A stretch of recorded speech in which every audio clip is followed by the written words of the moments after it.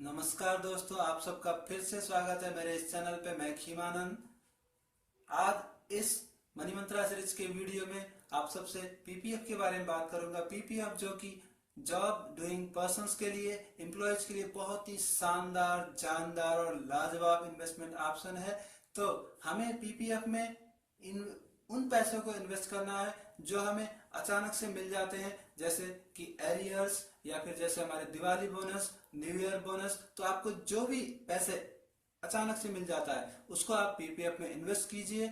ये पैसे एक दिन आपके लिए बहुत अच्छा इन्वेस्टमेंट रिटर्न साबित होगा। तो पीपीएफ के बारे में हम डिटेल में बात करेंगे। उससे पहले अगर आपको ये वीडियो पसंद आए तो प्लीज प्लीज प्लीज हमारे इस चैनल को सब्सक्राइब कीजिए, हमारे इस वीडियो को लाइक कीजिए, शेयर कीजिए, और अगर आपको कुछ पूछना है तो प्लीज हमें कमेंट करके आप पूछ सकते हैं। तो आइए पीपीएफ के बारे में डिटेल से जानते हैं।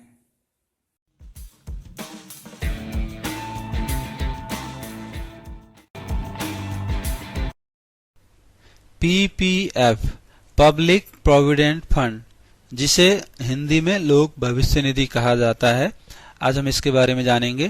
तो पीपीएफ क्या है? सबसे पहले पीपीएफ 1968 में स्टार्ट हुआ था, जिसे इस एक लॉ के अंडर एस्टेब्लिश किया गया था, जिसे the public provident fund scheme 1968 कहा जाता है। तो आइए सबसे पहले हम इसके कुछ मेन पॉइंट्स को जान लेते हैं। तो सबसे पहला जो पॉइंट है, इसमें जो मिनिमम इन्वेस्टमेंट होता है वो 500 रुपीज का होता है, और ये गवर्नमेंट ऑफ इंडिया, भारत सरकार द्वारा गारंटेड स्कीम होता है, इसलिए ये बहुत ही सिक्योर स्कीम होता है। इसके बाद इसे किसी भी सरकारी बैंक में खुलाया जा सकता है, जो कि बहुत ही इजी है। और 2015-16 के लिए जो इसका इंटरेस्ट रेट था 8.7 था, लेकिन जो 2016-17 के लिए है वो 8.1 है। इंटरेस्ट और मैक्सिमम जो लिमिट होता है वो हर साल चेंज होता रहता है। पीपीएफ का पैसा बहुत ही सिक्योर माना जाता है, क्योंकि इसे कोई भी कोर्ट ऑर्डर या इनकम टैक्स डिपार्टमेंट के द्वारा जब्त नहीं किया जा सकता, जो अपने आप में एक बहुत ही यूनिक चीज है और बहुत ही सिक्योर है, जो इसे बहुत ही सिक्योर बनाती है। इंटरेस्ट रेट पूरे साल के लिए 8 से 11% तक रहता है, जो अप्रैल में सरकार द्वारा तय किया जाता है। सबसे ज्यादा इंटरेस्ट रेट 11% था, जो कि 2002 में था शायद। तो उसके बाद इंटरेस्ट रेट कम हुआ है और इस साल 8.1% का इंटरेस्ट रेट दिया जा रहा है। जो पीपीएफ का मैक्सिमम टाइम होता है, मैक्सिमम नहीं, जो मिनिमम टाइम होता है वो 15 इयर्स का होता है, 15 साल का, जिसे आप बाद में 5-5 साल करके और बढ़ा सकते हैं। और ये US under section income tax के अंडर सेक्शन 80C के तहत पूरी तरह टैक्स फ्री होता है, और हर महीने के 5 तारीख से इसमें ब्याज स्टार्ट होता है। इसीलिए अगर आप 5 तारीख से पहले पैसे जमा करते हैं तो आपको पूरे महीने का ब्याज मिल जाएगा। तो अब ये तो थी मेन पॉइंट्स। अब आप आगे देखते हैं पीपीएफ के बारे में डिटेल से, सारे रूल्स एंड रेगुलेशंस हम इसमें देखेंगे। तो सबसे पहला, पीपीएफ खाता कौन खोल सकता है? कोई भी भारतीय नागरिक, इंडियन सिटीजन जो 18 इयर्स से अबव है, 18 वर्ष से ऊपर है, वह पीपीएफ खाता खोल सकता है, पीपीएफ खाता के लिए आवेदन कर सकता है। पीपीएफ खाता खोलने की कोई भी मैक्सिमम एज नहीं होती है, अधिकतम उम्र नहीं होती है। 18 वर्ष से कम उम्र के नागरिक, यानी कि जो माइनर हैं, नाबालिग हैं, वो भी पीपीएफ अकाउंट खोल सकते हैं, जो कि उनके गार्जियन के साथ, अभिभावक के साथ जुड़ा होता है, और उसका लिमिट भी दोनों का मिलकर, यानी कि गार्जियन और माइनर दोनों का मिलकर 1.5 लाख होता है। पीपीएफ अकाउंट ज्वाइंट नहीं खोला जा सकता। जैसे सेविंग अकाउंट ज्वाइंट खोला जाता है हस्बैंड वाइफ का, वैसे पीपीएफ ज्वाइंट नहीं खोला जा सकता। एक व्यक्ति एक ही पीपीएफ खाता खोल सकता है, यानी कि एक आदमी 2 पीपीएफ नहीं खोल सकते। हिंदू अविभाजित परिवार, या जिसे हम हिंदू अनडिवाइडेड फैमिली कहते हैं, HUF, वो पीपीएफ नहीं खोल सकते। 2005 से पहले खोला जा सकता था, लेकिन अब नहीं खोल सकते। एनआरआई यानी अनिवासी भारतीय भी पीपीएफ खाता नहीं खोल सकते। पर यदि एनआरआई ने पहले भारत में रहते हुए खाता खोला है तो आप उसे बनाए रख सकते हैं, पर उसे 15 साल बाद एक्सटेंड नहीं कर सकते। कोई भी विदेशी व्यक्ति पीपीएफ नहीं खोल सकता, क्योंकि ये कंप्लीटली इंडियन सिटीजन्स के लिए होता है। अब पीपीएफ खाता खोलने का तरीका कि हम इसे कैसे खोल सकते हैं। किसी भी पोस्ट ऑफिस या बैंक में आप कुछ डॉक्यूमेंट्स को लेके जाइए और वहां से खाता खुलवाया जा सकता है, जो कि बहुत ही इजी प्रोसेस है। खाता खुलाते वक्त आपको 100 रुपए से खोल सकते हो, पर बैंक आमतौर पर 500 रुपए ही मांगते हैं, क्योंकि 100 रुपए से आजकल कुछ होता नहीं है। पीपीएफ खाता ऑनलाइन भी खोला जा सकता है, पर यह सिस्टम सरकारी बैंक में आमतौर पर काम नहीं करता है। प्राइवेट बैंक में आप ऑनलाइन अप्लाई कर सकते हैं, पर बैंक पीपीएफ में ज्यादा ध्यान नहीं देते, इसलिए आपको बैंक जाकर ही ऑफलाइन खाता खुलवाना चाहिए, जो जल्दी हो जाता है। एक बार में जब आप अप्लाई कर देते हो, 5 से 7 दिन के अंदर आपका पीपीएफ अकाउंट खुल जाता है। उसके बाद आपको सरकारी बैंक में पीपीएफ का पासबुक भी मिलता है, जिसमें आप हर इन्वेस्टमेंट का एंट्री करा के रख सकते हैं, जो कि एक बहुत अच्छी बात है, जो सिर्फ सरकारी बैंक में मिलता है, प्राइवेट बैंक में नहीं मिलता। अब पीपीएफ में निवेश के फायदे। यह एक बहुत ही शानदार लंबी अवधि का जमा योजना है। इसमें बाकी की सभी योजनाओं से ज्यादा ब्याज मिलता है। यह योजना रिटायरमेंट के हिसाब से बनाया गया है, इसलिए ये बहुत ही अच्छा और सुरक्षित रिटायरमेंट निवेश है। यह पूरी तरह टैक्स फ्री होता है, जैसे जो पैसा आप इन्वेस्ट करते हैं वो टैक्स फ्री है, जो ब्याज मिलता है वो भी टैक्स फ्री है, और जो पैसा 15 साल बाद मिलता है वो भी टैक्स फ्री, यानी कि जो वेल्थ गेन होता है वो भी कंप्लीटली टैक्स फ्री है। ये इसलिए इस तरीके से ये EEE टैक्स एग्जेप्टेड है, जिसे आप इन्वेस्टमेंट पे, इंटरेस्ट पे और वेल्थ गेन पे, तीनों पे टैक्स एग्जेप्टेड है, इसीलिए इसे बहुत ही अच्छा माना जाता है। इस तरह यह योजना तीनों तरह से टैक्स फ्री है, जो बहुत ही कम में होता है। पीपीएफ में निवेश के क्या फायदे हैं? यह भारत सरकार द्वारा गारंटी शुदा योजना है, इसीलिए यह सबसे सुरक्षित रिटायरमेंट प्लान है। ऐसा किसी और में बहुत ही कम होता है। इसे बहुत ही आसानी से और कहीं से भी खोला जा सकता है, और कहीं से भी पैसा जमा कराया जा सकता है। इसे कोई जब्त नहीं कर सकता, जैसे कोर्ट या इनकम टैक्स विभाग द्वारा इसे जब्त नहीं किया जा सकता। पैसा जमा करने के तरीके: कैश, चेक, डिमांड ड्राफ्ट या फिर ऑनलाइन एनईएफटी के द्वारा आप इसमें पैसे इन्वेस्ट कर सकते हैं, पैसे जमा कर सकते हैं। विड्रॉवल सिर्फ 7 साल के बाद कुछ एक कंडीशन में किया जा सकता है। 15 साल बाद आप पूरा पैसा निकाल सकते हैं। पीपीएफ अकाउंट में एक या एक से ज्यादा नॉमिनेशन दिया जा सकता है। एक खाते से दूसरे खाते में पैसा ट्रांसफर नहीं किया जा सकता, पर एक ब्रांच से दूसरे ब्रांच में खाता ट्रांसफर किया जा सकता है। पीपीएफ खाते से 4 साल के बाद लोन लिया जा सकता है, जिसे 36 आसान किस्तों में वापस किया जा सकता है। 15 साल के बाद इसे 5 साल के किस्तों में बिना नया जमा या नया जमा के साथ आगे बढ़ाया जा सकता है। अब इतनी सारी बात जानने के बाद अब हम जानते हैं पीपीएफ खाता खोलने के लिए आवश्यक कागजात। एक एड्रेस प्रूफ चाहिए होता है, जो इनमें से कोई एक, जैसे passport, Aadhaar card, driving licence, voters ID card, utility bill, government utility bill जैसे कि गैस बिल या फिर टेलीफोन बिल या पानी का बिल या electricity bill, rental lease agreement या फिर राशन कार्ड। और इसके अलावा आपको एक आईडी प्रूफ की भी जरूरत होती है, जो कि इनमें से कोई एक, passport, Aadhaar card, driving licence, voters ID, PAN card. और उसके बाद आपको 2 फोटोज की जरूरत होती है, जो रिसेंटली लिया गया हो, रिसेंटली खींचा गया हो। इसके अलावा कुछ बैंक कुछ और भी कागज आपसे मांग सकते हैं, जो कि बैंक टू बैंक डिपेंड करता है। आप किन बैंक्स में कहां पे अकाउंट खोल सकते हैं, आइए इसके बारे में जानते हैं। इंडियन पोस्ट ऑफिस के अलावा आप इन सरकारी बैंक में पीपीएफ खाता खोल सकते हैं। State Bank of India, State Bank of Travancore, State Bank of Hyderabad, State Bank of Mysore, State Bank of Bikaner and Jaipur, State Bank of Patiala, State Allahabad Bank, Bank of Baroda, Bank of India, Bank of Maharashtra, Canara Bank, Vijaya Bank, Punjab and Sind Bank, UCO Bank, Central Bank of India, Corporation Bank, Dena Bank, IDBI Bank, Indian Overseas Bank, Oriental Bank of Commerce, Punjab national bank, union bank of India, United bank of India, Andhra bank.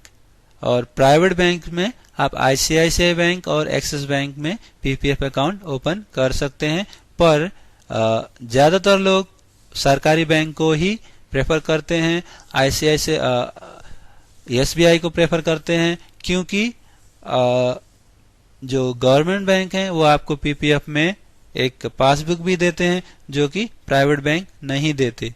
इसीलिए ज्यादातर लोग, और भी कई reasons हैं, इसीलिए लोग सरकारी बैंक में ज्यादा प्रेफर करते हैं, क्योंकि मिडिल क्लास लोग ज्यादातर जो जॉब डूइंग लोग होते हैं वही लोग ज्यादातर पीपीएफ में इन्वेस्ट करते हैं, तो वो लोग सरकारी बैंक को ज्यादा प्रेफर करते हैं। उसके अलावा आप ऑनलाइन एसबीआई से ऑनलाइन आप इन्वेस्टमेंट शीट निकाल सकते हो, जिसे आप इनकम टैक्स के लिए दे सकते हो। मिनिमम और मैक्सिमम जमा लिमिट, कम से कम 500 रुपये आपको एक साल में जमा करना जरूरी होता है। अगर आप 500 रुपये जमा नहीं करते हो एक साल में तो आपका अकाउंट निष्क्रिय हो जाता है, इनएक्टिव हो जाता है। अधिकतम 1,50,000 तक ही जमा किया जा सकता है। अगर आपने अपने बच्चों के लिए भी ओपन करवाया है तो फिर दोनों का लिमिट 1,50,000 ही रह जाता है, जिसे एक किस्त या फिर 12 किस्त में जमा किया जा सकता है। एक महीने में 2 से ज्यादा किस्त नहीं होनी चाहिए और साल में 12 से ज्यादा किस्त नहीं होनी चाहिए। अगर आप खाते में 500 रुपये नहीं जमा करते तो आपका अकाउंट निष्क्रिय हो जाता है। उसके बाद अगर आपका अकाउंट इनएक्टिव हो गया तो 50 रुपये जुर्माना देकर आप उसे 50 रुपये पर साल जुर्माना भरकर आप उसे दोबारा चालू करा सकते हैं, जो शायद दुनिया का सबसे कम जुर्माना है। अब बात करते हैं इस पीपीएफ खाते को बंद करने के लिए या फिर इसमें से पैसे निकालने के लिए क्या प्रोसेस है। पीपीएफ अकाउंट 15 साल से पहले बंद नहीं किया जा सकता, सिवाय पीपीएफ जो प्राइमरी अकाउंट होल्डर है उनके डेथ के। अगर खाता धारक का मृत्यु हो जाता है तो उस वक्त पे पीपीएफ का अकाउंट अपने आप ही बंद हो जाता है और जो जमा किया हुआ पैसा होता है उसे उनके कानूनी वारिस द्वारा निकाला जा सकता है। यहाँ तक कि अगर खाता निष्क्रिय भी हो जाए तो भी जमा किया हुआ पैसा 15 साल के बाद ही निकाला जा सकता है। लेकिन अगर कुछ विशेष कारणों से पैसा निकालना हो तो हम निकाल सकते हैं, जैसे बेटी की शादी या फिर मेडिकल अर्जेंसी या हायर एजुकेशन के लिए। तो खाता खुलने के 5 साल के बाद 50% तक निकाला जा सकता है। यह प्रोविजंस पहले नहीं था, अभी जो 2016 में कुछ अमेंडमेंट्स किए गए हैं उसमें ये चीज जोड़ा गया है कि आप 5 साल के बाद इन रीजन से पैसे को निकाल सकते हो। इसके अलावा आप घर बनाने के लिए, मकान बनाने के लिए भी पैसे विड्रॉ कर सकते हो। वहीं खाता खुलने के 4 साल के बाद इसमें से लोन लिया जा सकता है, जो कि कुछ परसेंटेज होता है। अब बात करते हैं एक्सटेंशन और रिन्यूअल की, कि इस अकाउंट को बढ़ाया जा सकता है या नहीं। बिल्कुल बढ़ाया जा सकता है। 15 साल के बाद अकाउंट को 5-5 साल के किस्तों में आगे बढ़ाया जा सकता है। उस स्थिति में आप चाहे तो नया पैसा जमा कर सकते हैं या मन करे तो नहीं भी कर सकते हैं। अगर आप नया पैसा जमा नहीं भी करते तो जो बैलेंस होगा उसका कंपाउंड ब्याज जुड़ता रहेगा। अगर नया जमा किया जाए तो आप 5 साल तक पैसा नहीं निकाल सकते, यानी कि वो 5 साल और फिक्स हो जाता है। पर अगर जमा नहीं किया जाए तो आपको हर फाइनेंशियल ईयर के बाद पूरा पैसा निकाल सकते हैं। तो ये तो बहुत सारे रूल्स हो गए। अब हम देखते हैं एक इन्वेस्टमेंट प्लान, इन्वेस्टमेंट रिटर्न। ये आपको इंटरनेट पे बहुत सारे पीपीएफ कैलकुलेटर मिल जाएंगे, वहां से आप देख सकते हैं। ये एक सीट है जो कि मैंने एक इंटरनेट में एक कैलकुलेटर से, पीपीएफ कैलकुलेटर से निकाला है। अगर आप पर ईयर 500 पर ईयर अगर आप 12,000 रुपए यानी कि पर मंथ अगर 1,000 रुपए आप इन्वेस्ट करते हैं तो आपके पैसे इस तरीके से, जो पहले साल आपको इंटरेस्ट मिलेगा 972 का मिलेगा और आपका पूरा पैसा इतना हो जाएगा। फिर उसके बाद आपका दूसरे साल का इतना होगा और आप दोबारा से उसमें 12,000 जमा करेंगे तो आपको इतना इंटरेस्ट मिलेगा और इतना आपका टोटल हो जाएगा। इस तरीके से अगर आप पर ईयर 12,000 रुपए भी मिनिमम डिपॉजिट करते हैं तो आपका ये लास्ट में आपका जाकर 3,54,000 रुपए बनते हैं लमसम 15 साल में, जो कि एक काफी अच्छा इंटरेस्ट रिटर्न होता है। तो आप हमें जरूर ही करना चाहिए। जो भी जॉब गोइंग लोग हैं उनके लिए तो ये बहुत ही जबरदस्त चीज है।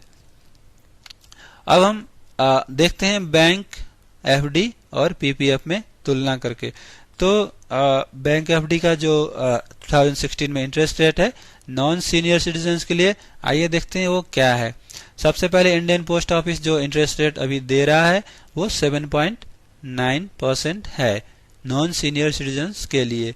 उसके बाद स्टेट बैंक ऑफ इंडिया का जो इंटरेस्ट रेट है 7% है, बैंक ऑफ बड़ौदा का 7.30%, पंजाब नेशनल बैंक का 7.50%, आईसीआईसीआई बैंक का 7.50%, एक्सिस बैंक का 7.50%। तो इस तरीके से अगर हम देखें तो पीपीएफ का जो इंटरेस्ट रेट होता है बैंक एफडी से काफी ज्यादा होता है। लेकिन जो बैंक एफडी है उसमें जो इंटरेस्ट रेट होता है वो पूरे टेन्योर के लिए, पूरे टाइम के लिए फिक्स होता है। जैसे अगर आप 10 साल के लिए एफडी करते हैं तो 10 साल का जो इंटरेस्ट रेट होगा वो अभी से फिक्स हो जाएगा, वो कम ज्यादा नहीं होगा। लेकिन पीपीएफ में हर साल इंटरेस्ट रेट चेंज होता रहता है। इसे गवर्नमेंट ऑफ इंडिया डिसाइड करती है, खासतौर से फाइनेंशियल ईयर के स्टार्टिंग में यानी कि मार्च अप्रैल में इसे डिसाइड कर दिया जाता है। लेकिन बैंक एफडी में इन्वेस्टमेंट टैक्स फ्री नहीं होता है। जो पैसा रिटर्न मिलता है उसमें भी टैक्स देना पड़ता है, जो इन्वेस्टमेंट आप करते हैं उसमें भी टैक्स देना पड़ता है और वेल्थ गेन में भी टैक्स देना पड़ता है। बैंक एफडी को कोर्ट या इनकम टैक्स डिपार्टमेंट जब्त कर सकता है पर पीपीएफ को नहीं। अब हम देखते हैं एलआईसी पॉलिसी वर्सेस पीपीएफ। तो पीपीएफ और एलआईसी का रिटर्न आमतौर पर एक जैसा ही होता है। पीपीएफ का थोड़ा सा ज्यादा होता है, लेकिन पीपीएफ और एलआईसी दोनों बिल्कुल अलग चीजें हैं। पीपीएफ में फ्लेक्सिबिलिटी ज्यादा होता है, जैसे आप 500 रुपए महीने जमा कर सकते हो और 1.5 लाख तक पर ईयर आप जमा कर सकते हो। लेकिन एलआईसी में ऐसा नहीं होता। एलआईसी में आपको फिक्स और हर महीने आपको जमा करना होता है। लेकिन एलआईसी में रिस्क कवर होता है जो कि पीपीएफ में नहीं होता। इसीलिए आपको एलआईसी रिस्क कवर के लिए और पीपीएफ रिटर्न के लिए यानी दोनों निवेश आपको करना चाहिए। तो पीपीएफ आपको तब करना चाहिए जब आपके पास कुछ पीपीएफ के में आपको उस तरह के पैसे इन्वेस्ट करना चाहिए जो कुछ एक्स्ट्रा पैसे आपके आ जाते हैं, उस पैसे को आप पीपीएफ में डालते रहिए। जो भी आपको एक्स्ट्रा पैसे मिले उसे आप पीपीएफ में डालते रहिए, वो एक दिन एक अच्छा इन्वेस्टमेंट बन जाएगा। तो आज हमने पीपीएफ के बारे में बहुत सारी चीजें देखी, सारी रूल्स जानी। मैं आशा करता हूं आपको ये वीडियो बहुत पसंद आया होगा। अगर आपको ये वीडियो पसंद आया तो प्लीज प्लीज प्लीज हमारे इस चैनल को सब्सक्राइब करें। हमारी इस वीडियो को अपने फ्रेंड्स के साथ व्हाट्सएप में, फेसबुक में शेयर करें और अगर आप कुछ पूछना चाहते हैं तो कमेंट में आप हमसे पूछ सकते हैं और इस वीडियो को लाइक करें। तो अगले वीडियो तक के लिए आज के लिए इतना ही, फिर अगले किसी वीडियो में मिलेंगे। Thank you.